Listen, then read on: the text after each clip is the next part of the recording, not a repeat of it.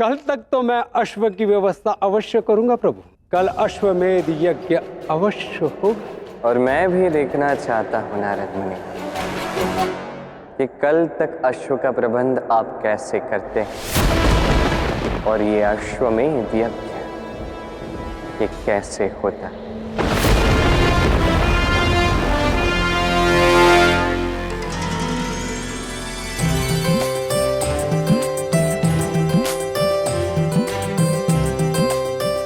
अरे नारद मुनि, आप क्या हुआ?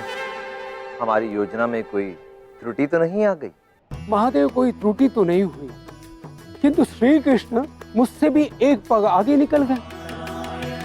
उनके प्रभाव से इस यज्ञ के लिए कोई भी अश्व सज्ज नहीं हो पाया।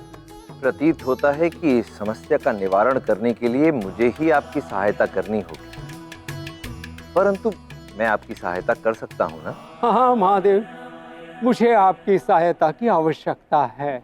बस अब आप निश्चिंत हो जाइए। अश्वमेध यज्ञ के लिए अश्व अवश्य आएगा। अति उत्तम महादेव, अति उत्तम। आप यथाशीघ्र ही सहायता कीजिए। मैं तो तत्काल ही अश्व उपलब्ध करवा दूंगा, परंतु आप सोच लीजिए, क्योंकि ऐसा भी हो सकता है कि श्री कृष्ण पहले की ही भांति पुनः इस अश्व के आने के बाद भी कोई व्यवधान उत्पन्न कर दें। ये तो आपने उचित कहा महादेव। तो उचित ये भी होगा कि आप श्री कृष्ण को ये भान ही ना होने दें कि आप अश्व को लेकर आश्वस्त हैं। मैं तो ये कहूंगा कि आप श्री कृष्ण के समक्ष ऐसे रहिए कि उन्हें लगे कि आपको अश्व की कोई चिंता ही नहीं है, आप उस विषय में सोच ही नहीं रहे। और तब उचित समय आने पर मैं आपको अश्व उपलब्ध करा दूंगा। आप धन्य हैं महादेव, धन्य हैं। अश्वमेध यज्ञ में श्री कृष्ण के साथ उनकी कौन सी पत्नी विराजेंगी? महादेव, इस यज्ञ में तो देवी रुक्मिणी ही बैठेगी। मैं इस विषय में सारी व्यवस्था करके आया हूँ महादेव। अब मुझे आज्ञा दीजिए महादेव। अब मुझे द्वारका के महल में जाकर देखना होगा कि मेरे द्वारा की गई व्यवस्था से सब कुछ नियंत्रण में है या नहीं। नारायण नारायण।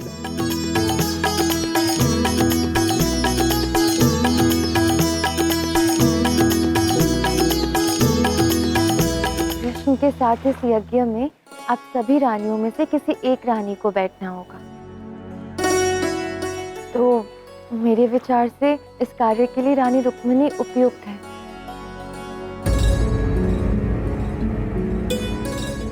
इस विषय में आप सबकी राय अत्यंत महत्वपूर्ण है। आशा है कि आपको कोई आपत्ति नहीं होगी,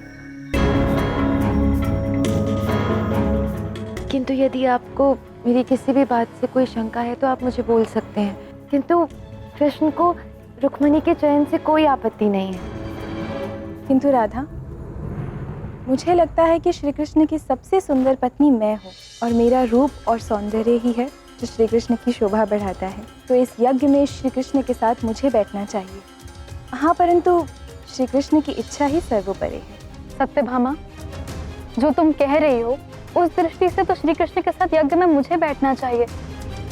मैंने श्री कृष्ण की अर्धांगिनी बनने के लिए जन्म लिया है, वर्षों तपस्या की, किंतु श्री कृष्ण की जो इच्छा है मैं उसका सम्मान करती हूँ।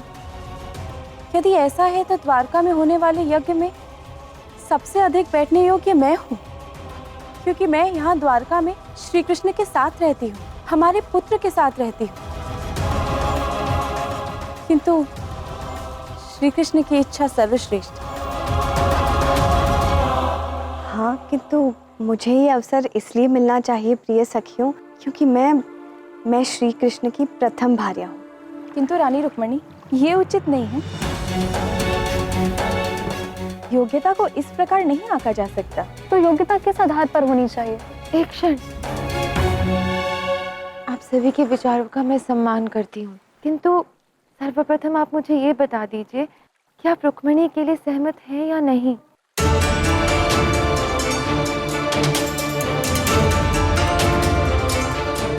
यदि स्वयं श्री कृष्ण की यही अभिलाषा है तो मुझे कोई आपत्ति नहीं। मैं सहमत हूँ। मुझे विश्वास था कि आप सबके आपसी तालमेल से ही ये समस्या हल हो सकती है। धन्यवाद सखियों, मैं अन्य व्यवस्थाएं संभाल लेती हूँ। चलो, ये तो अच्छा हुआ कि चारों रानियां रुक्मणी के चुनाव से सहमत हो गई। अब जो शेष 4 रानियां हैं उन्हें भी ये बात समझा देती हूँ। नारायण नारायण, आपने तो असंभव को संभव कर दिया देवी राधा। सभी रानियों का एक मत करने का अत्यंत कठिन कार्य कितने शीघ्रता से पूर्ण किया आपने देवी राधा। किंतु अब हमारी योजना को आगे बढ़ाना होगा। हमारे पास अत्यंत अल्प समय है। हाँ हाँ महामुनि, जब संध्या में सब एक साथ उपस्थित होंगे ना, तब हम कृष्ण से आग्रह करेंगे यज्ञ की घोषणा करने का, और फिर वो आग्रह टाल भी नहीं पाएंगे। हाँ, अब श्री कृष्ण को हमारी बातों को मानना ही होगा। नारायण नारायण। वैसे आप जिस कार्य के लिए गए थे, क्या वो पूर्ण हुआ?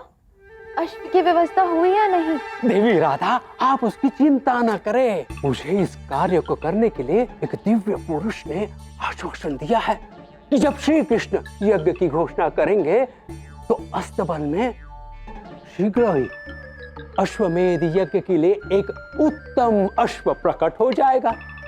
और देवी राधा, जिस दिव्य पुरुष ने ये कहा है, उनकी बातें कभी असत्य नहीं होती। इसीलिए मैं उस विषय में निश्चिंत होकर वापस लौट आया। नारायण नारायण।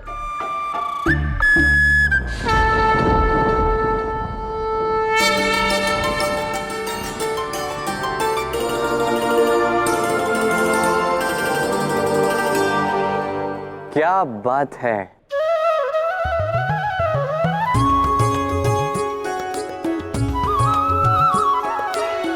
आज सभी उपस्थित हैं और सभी के साथ साथ अष्टभार्याएं भी यहाँ उपस्थित हैं। सुंदर क्षण है।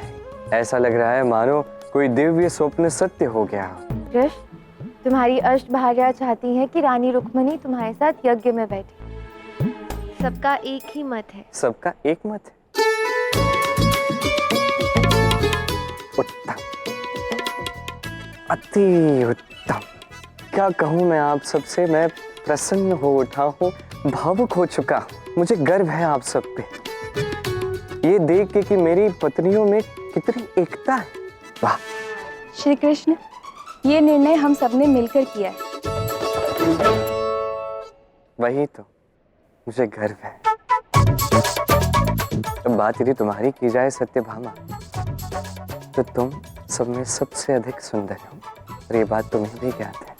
यदि तुम मेरे साथ इस यज्ञ में बैठती तो इस यज्ञ की शोभा दुगनी हो जाती। तुम्हारे मन में भी ये विचार आया ही होगा कि मुझे श्री कृष्ण के साथ इसमें सम्मिलित होना चाहिए। आपने ठीक कहा श्री कृष्ण, आपने तो मेरे मन की बात कह दी। मैं क्या कहूँ तुमसे यमुना, तुम्हारा तो जन्म ही पृथ्वी पर मेरे लिए हुआ है, और आज इस यज्ञ में मेरे ही साथ तुम बैठने योग्य नहीं हो तो भला कौन? आप सत्य कह रहे हैं श्री कृष्ण, मेरा भी यही मानना है कि मैं सबसे अधिक योग्य हूँ।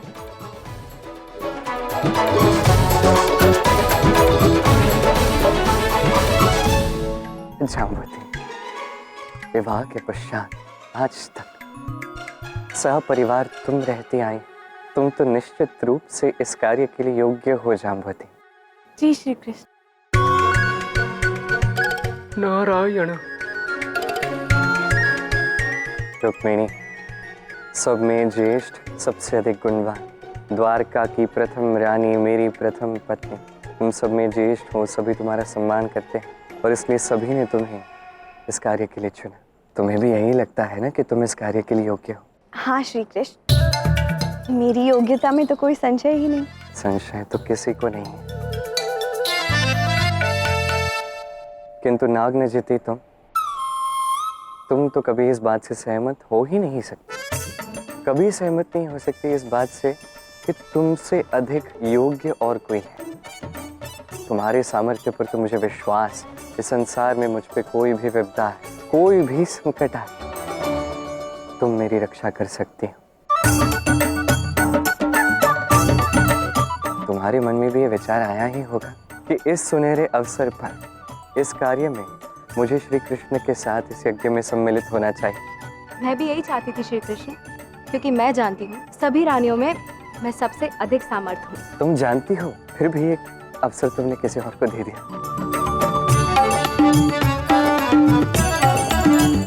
मित्रवृंदा, कैसे स्वीकार कर लिया कि मेरे साथ एक धार्मिक कार्य में कोई और सम्मिलित हो सकता है तुम्हारे स्थान पर? क्योंकि धर्म की बात की जाए तो सबसे अधिक ज्ञानी तुम ही हो। दान हो या पुण्य हो, तुम ही सबसे अधिक आगे रहती हो। जी श्री कृष्ण, आपने तो मेरे हृदय की बात कह दी।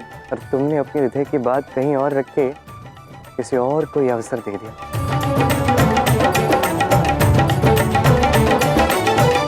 चारुहासिनी, तुम्हारे लिए तो ये बड़े बड़े यज्ञ, बड़े बड़े अनुष्ठान ऐसे हैं। तुम इसका आयोजन बड़ी सरलता से करती हो। ये तुम्हारी योग्यता है। यज्ञ के समय, यज्ञ के साथ साथ समस्त अतिथियों के मनोरंजन का तुम ध्यान रख सकती हो बड़ी सरलता से।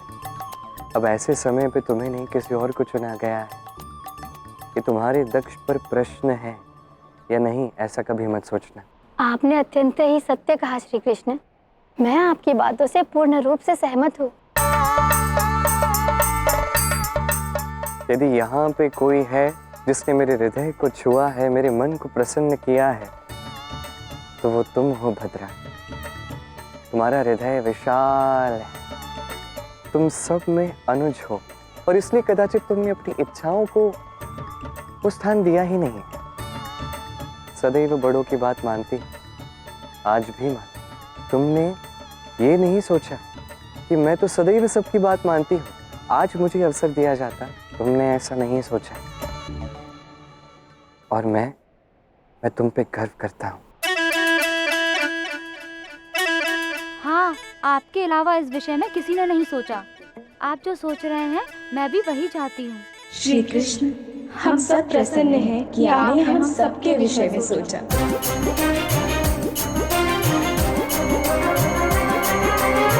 यदि मैं होता तो मैं कदाचित पुनर्विचार करता,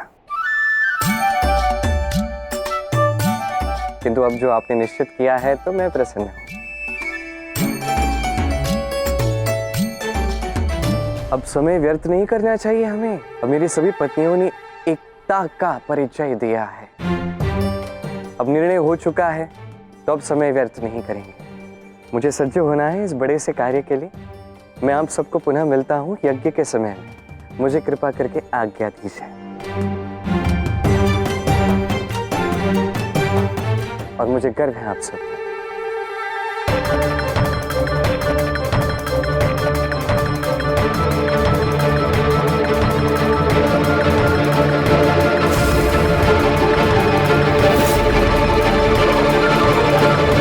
श्री कृष्ण,